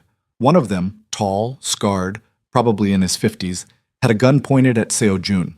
Seo Jun stood perfectly still, hands visible but ready. 3 of his own security guards flanked him, weapons drawn. The standoff was a breath away from bloodshed. "Amara, get out of here," Seo Jun said without looking at her. "Now." The scarred man's gaze shifted to her. His smile was cruel. "So this is the wife, the reason you've been distracted. She has nothing to do with our business, Constantine." "No? I think she has everything to do with it." Constantine's gun didn't waver. "You've been weak, Jun, soft, spending your time on some girl instead of handling your territories. People are starting to wonder if you've lost your edge." "I haven't lost anything." "Prove it. Send her away. Get back to work. Forget this ridiculous marriage." Amara's mind raced. This was a test, a power play, and she was the leverage. Or what? Seo Jun's voice dropped to something dangerous. "You'll shoot me. In my own home. You're not that stupid, Constantine." "Maybe not, but I might shoot her.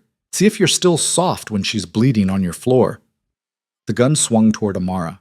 Everything happened at once. Seo Jun moved, faster than should have been possible, putting himself between Amara and the gun. His guards raised their weapons. Constantine's men did the same. "Don't," Seo Jun said, and the command in his voice could have stopped a train. "You pull that trigger, and you're dead before she hits the ground. All of you. And then I'll burn your entire organization to ash and scatter your families to the wind. Is one bullet worth that?" Constantine's hand wavered. "You can't protect her forever. Watch me." Seo Jun didn't move, didn't flinch. "You came here to test me, to see if marriage made me weak, but you miscalculated. She doesn't make me weak. She makes me absolutely certain of what I'm willing to do to protect what's mine. And right now that means ending anyone stupid enough to threaten her." The air felt electric, violent. Amara's heart hammered so hard she thought it might crack her ribs. Constantine stared at Seo Jun for a long moment. Then, slowly, he lowered his gun. "We'll see how long this lasts." "Get out." Constantine and his men backed toward the door. When they were gone, the security guards finally lowered their weapons. Seo Jun turned to Amara. Blood had drained from his face. "Are you hurt?" She shook her head, unable to speak. He closed the distance between them and pulled her against his chest. She felt his heart racing, felt the tremor in his hands. "I'm sorry. I'm so sorry. This was never supposed to happen." "Who was that?" "Competition. Someone who thinks I've gotten soft."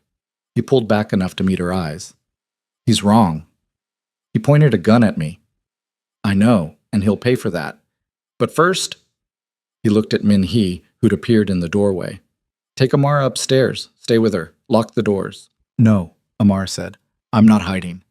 "Amara, you said marrying you would make me untouchable. That worked out great." "This is different. Constantine was testing boundaries. Now he knows exactly where they are." Seo Jun's hands framed her face. "Please, let me handle this." She wanted to argue, but the fear in his eyes, genuine, raw fear, stopped her. How long? A few hours. I need to make some calls, reinforce security, send a message. He pressed his forehead to hers briefly. I won't let anyone hurt you. I promise. You can't promise that. I can, and I do. He kissed her forehead, then stepped back. Min-hee, take her upstairs. No one gets through that door except me. Understood? Min-hee nodded and guided Amara toward the stairs. In her room, Amara paced while Min-hee sat quietly in the corner. The older woman didn't try to make conversation, just provided steady presence. An hour passed, then two. Amara heard cars arriving and leaving, voices raised in anger. At one point, a gunshot echoed from somewhere outside and she flinched hard. Min-hee stood. It's okay. Just a warning shot. You don't know that. I've been here 8 years. I know what sounds mean what. When the door finally opened, Amara spun around, ready to fight or run. But it was Seo Jun, looking exhausted and grim. Blood splattered his shirt, more than just his knuckles this time. Is it done? She asked. It's handled. Constantine won't be a problem anymore. Neither will anyone else who thinks you're a weakness they can exploit. What did you do? What I had to. He moved into the room, and Min-hee quietly excused herself. When they were alone, Seo Jun's shoulders sagged slightly. I'm sorry. This isn't what you signed up for. I signed up for you. This is part of you. You shouldn't have to live in fear. I've lived in fear for 3 years. At least now I know someone's fighting back. She crossed to him, studying the blood on his clothes. Is any of this yours? No. Good. She surprised herself by meaning it. He searched her face. You're not running. Where would I go? She managed a weak smile. I'm legally bound to you now, for better or worse. This is definitely worse. Then it can only get better from here. Something in his expression cracked. He pulled her into his arms, not gentle this time, but desperate, like he needed to feel her solid and whole against him. Amara held him back just as tightly. They stood there in the fading light, two people who'd survived too much and somehow found each other in the wreckage. I meant what I said, Seo Jun murmured against her hair. I'll burn this entire city down before I let anyone hurt you. And standing there in his arms, covered in someone else's blood, Amara believed him. More than that, she was grateful for it. The days after Constantine's intrusion changed something fundamental between them. Seo Jun doubled security, installed additional cameras, hired more guards. The estate became a fortress. But more than that, the walls between him and Amara began to crumble in ways neither of them had anticipated. She started joining him for breakfast every morning. Not because she had to, but because she wanted to. They'd sit at the kitchen island with coffee and Min-hee's cooking, talking about nothing and everything. He told her about his childhood in Korea, the poverty that had driven him into darker paths. She told him about her mother's final days, the guilt she still carried for not being able to save her. You were a child, Seo Jun said one morning, 3 weeks after the wedding. You did everything you could. It wasn't enough. It never feels like enough when you lose someone you love. His fingers brushed hers across the table. But that doesn't mean you failed. These small touches had become more frequent, his hand on her back when they walked through the house, her fingers catching his when she was anxious. Nothing sexual, nothing demanding, just connection.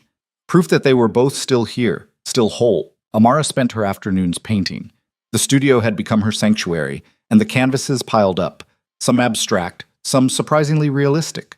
She painted her mother's hands, the bakery's crumbling walls, Seo Jun's eyes in darkness. Each piece felt like exorcising a ghost.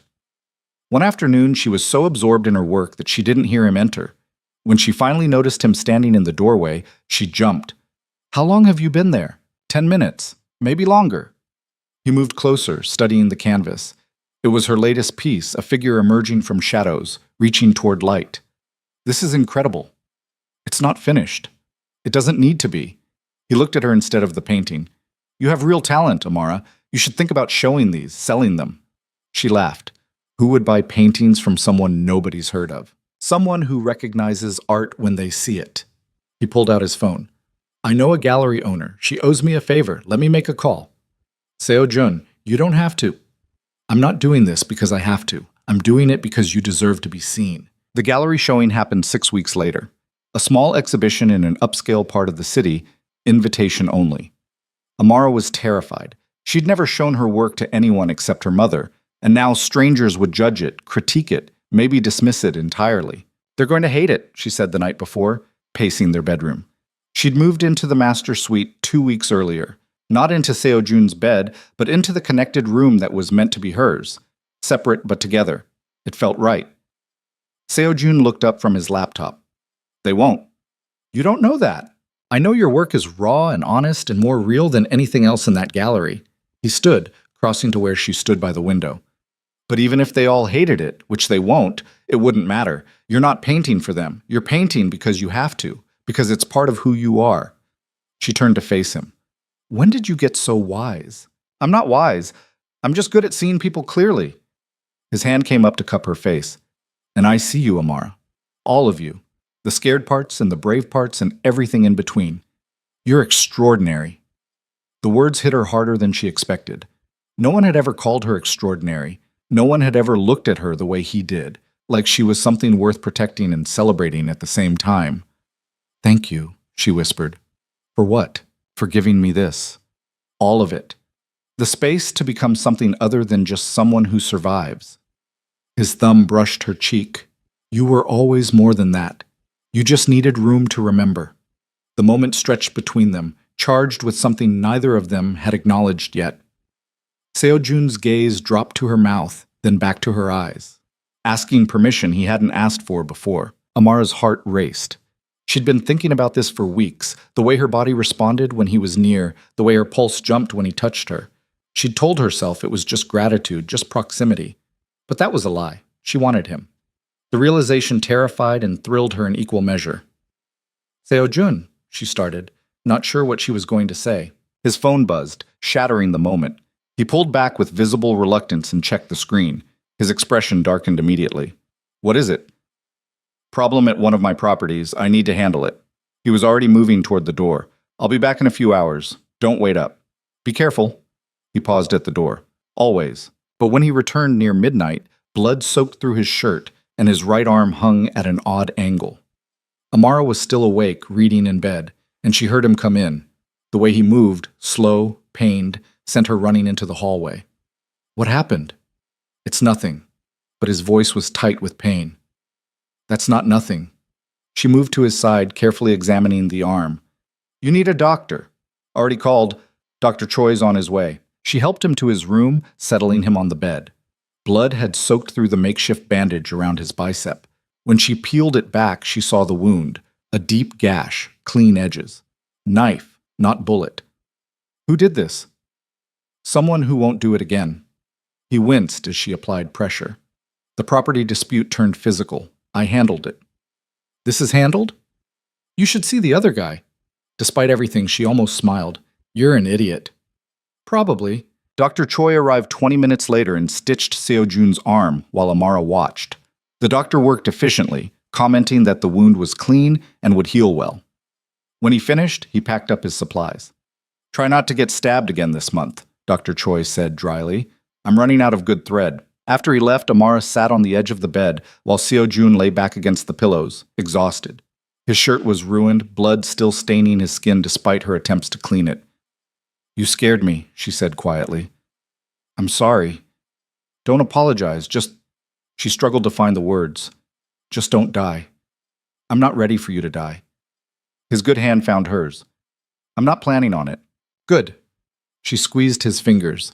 Because I think I might actually care about you. And that's really inconvenient timing.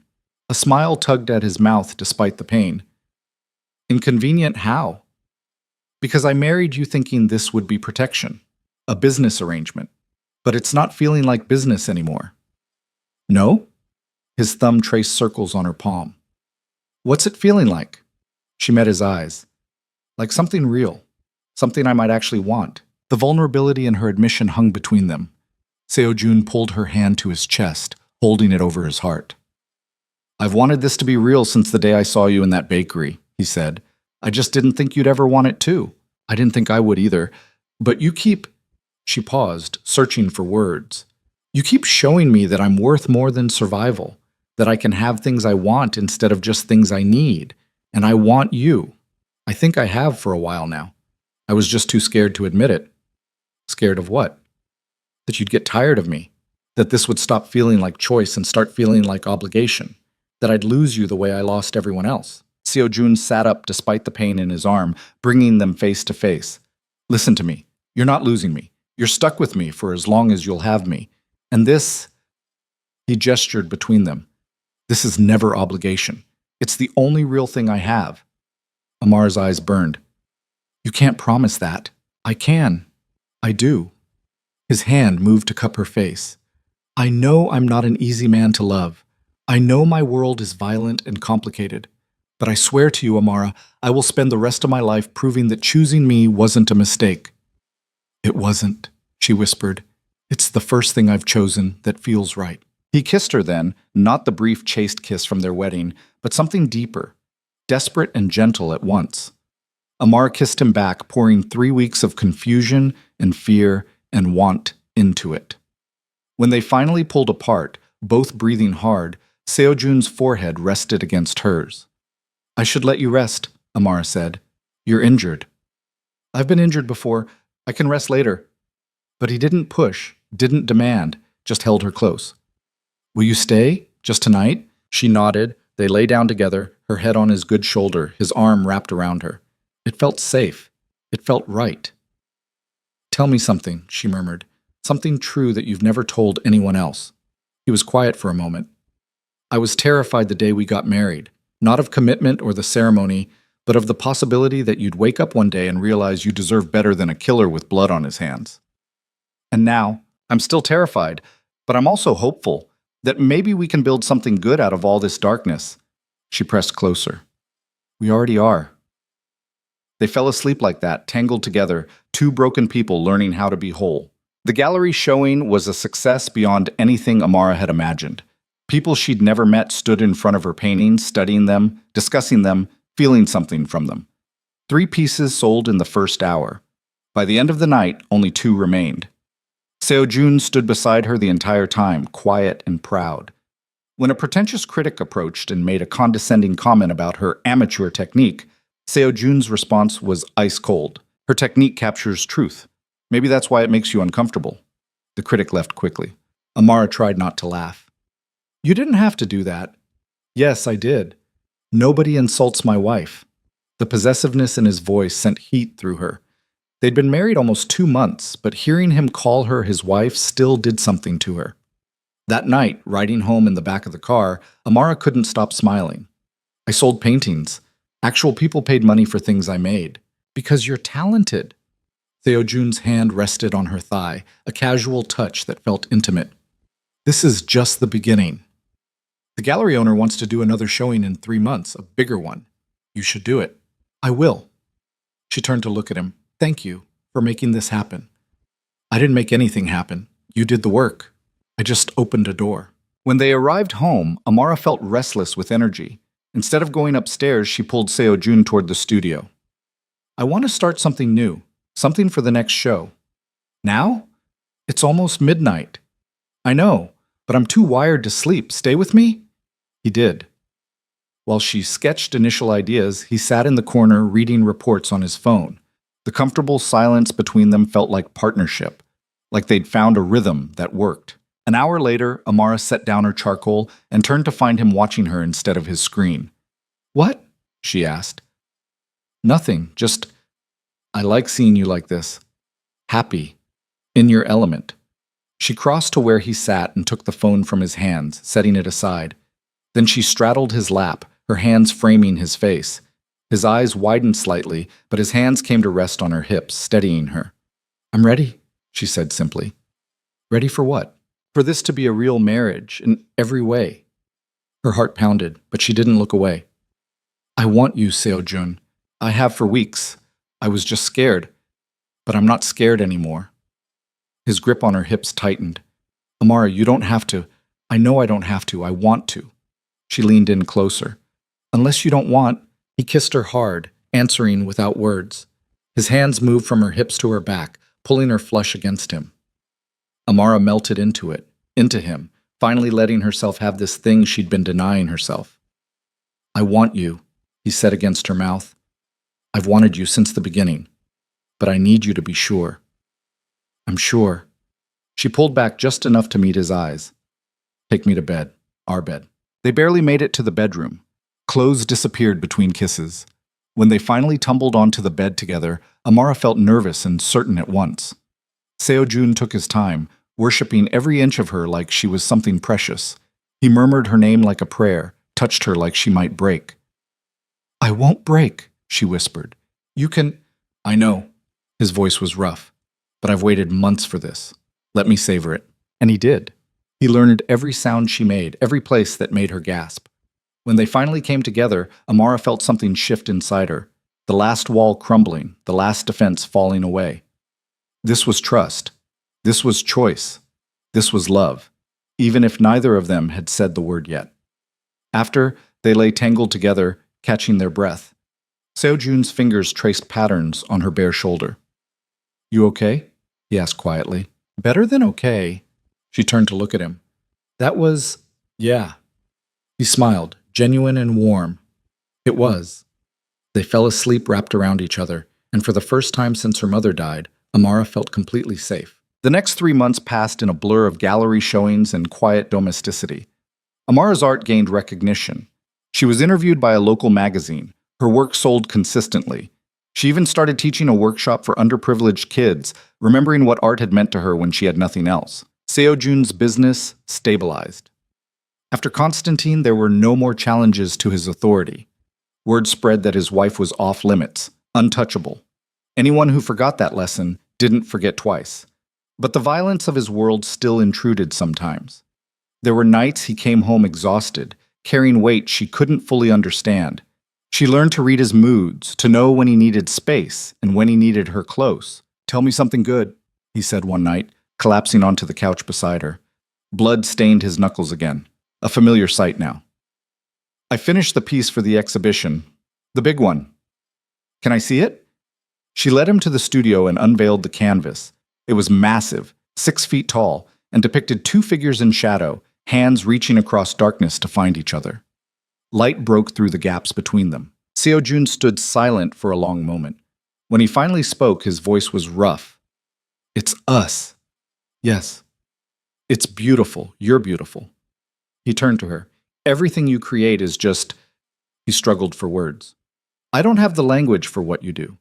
How you take pain and turn it into something people can feel. You do the same thing, she said, just differently. I create fear, that's not the same. You create safety, for the people under your protection, that's not nothing.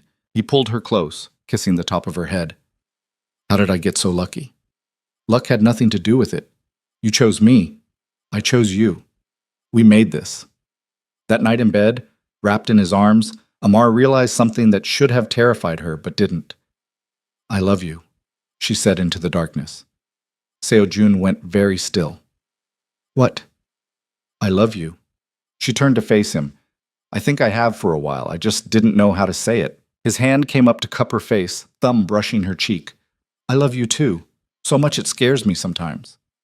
Good scared or bad scared? The kind of scared that makes you want to be better. To deserve what you've been given. She kissed him softly. You already deserve it. You just have to believe it. They made love again that night, slower this time, tender. And when Amara fell asleep, she did so knowing she'd found something she never thought she'd have. Home. 6 months after their courthouse wedding, Seo-jun surprised her with a proper ceremony. Nothing huge, but meaningful. Min-hee cried. Elijah made inappropriate jokes. A handful of Seo-jun's most trusted people attended, along with some of Amara's new friends from the art world. This time, when the officiant asked if she took Seo-jun Kang as her husband, Amara's voice was strong and clear. I do, absolutely. And when Seo-jun said the same, she heard the promise underneath the words.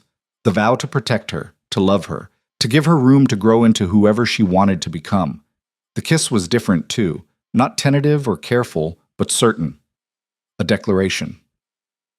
At the small reception after, Amara stood with a glass of champagne, watching Seo-jun laugh at something Elijah said.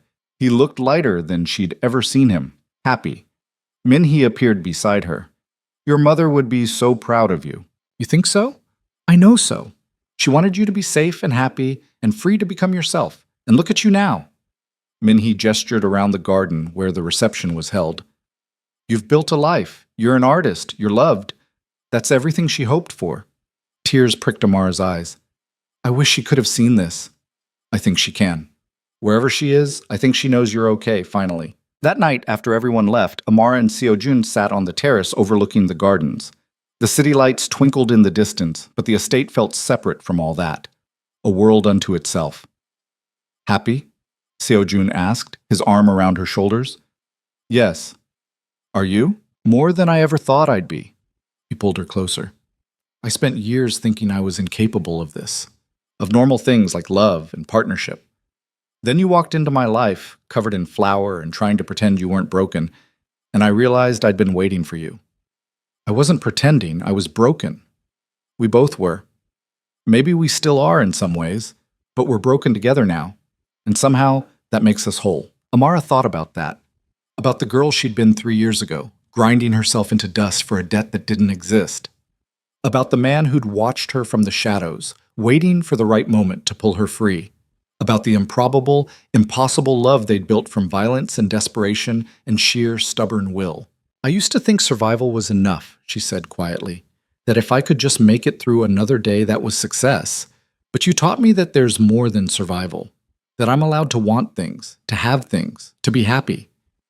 You taught me the same thing, that there's more to life than power and control, that letting someone in doesn't make you weak, it makes you human. They sat in comfortable silence, two people who'd found each other in the darkness and chosen to walk toward the light together. What do we do now? Amara asked eventually. Whatever we want. That's the beautiful thing about building your own life. You get to decide what it looks like. She thought about her upcoming exhibition, about the scholarship program she wanted to start for kids like she'd been, about the future stretching ahead of them, uncertain, but theirs. I want to keep painting, she said. And I want to help other people find their way out of the dark. Kids who think they're invisible. People who think survival is all they deserve. Then we'll do that. Whatever you need, whatever resources it takes, we'll make it happen. And you? What do you want? Seojun was quiet for a moment. I want to build something that lasts. Not just an empire based on fear, but something that actually helps people. I want to use what I have to make the city safer for people like you used to be. Is that naive? No, it's hopeful, and hope is more powerful than fear. He kissed her temple. When did you get so wise? I learned from you. Then we're both in trouble, he said with a smile. Amara laughed, and the sound carried across the quiet garden. She thought about the girl who'd shattered a cup in a crumbling bakery, who'd been invisible and broken and 1 week away from being trafficked. That girl was gone. In her place was a woman who'd chosen her own life, who'd found love in the most unlikely place, who'd learned that strength wasn't about enduring pain, it was about knowing when to let yourself be saved. She looked up at Seojun, this dangerous man with blood on his hands and love in his eyes, and felt grateful for every choice that led her here. Thank you, she said. For what? For seeing me. For fighting for me. For giving me the space to become someone worth knowing. You were always worth knowing. I just gave you the room to see it yourself. Maybe that was the real gift, she thought. Not the money or the house or the studio, though those things mattered. The real gift was being shown that she deserved more than she'd been taught to accept, that she could demand space and safety and love without apologizing for it. I'm glad you walked into that bakery, she said quietly. So am I. Best decision I ever made. They stayed on the terrace until the sky began to lighten with dawn, talking about everything and nothing, about the future they'd build together, about the past they'd survived, about the present they'd fought so hard to claim. And when they finally went inside, hand in hand, Amara understood something fundamental about the human condition. People weren't defined by their worst moments or their darkest choices. They were defined by what they did after, by whether they chose to stay broken or to rebuild themselves into something new. She and Seojun had chosen to rebuild. Together. And in doing so, they'd created something neither of them could have achieved alone. A home, a partnership, a love fierce enough to burn through years of darkness and pain. That was the thing about being saved, Amara realized. It wasn't about being pulled from danger and set on your feet. It was about being given the tools to save yourself and having someone stand beside you while you learned how. Seojun had given her that, and she'd given it back to him. They'd saved each other, not from their circumstances, but from the belief that they had to face those circumstances alone. In the end, that was what love was. Not perfection or smooth sailing or the absence of darkness. It was choosing someone despite the darkness, maybe because of it. It was saying, I see who you are, the broken parts and the strong parts, and I choose you anyway. As Amara crawled into bed beside her husband, the man who'd been her savior and her partner and her choice, she smiled. Because for the first time in her life, she wasn't just surviving. She was living, finally, truly living. And that was worth everything.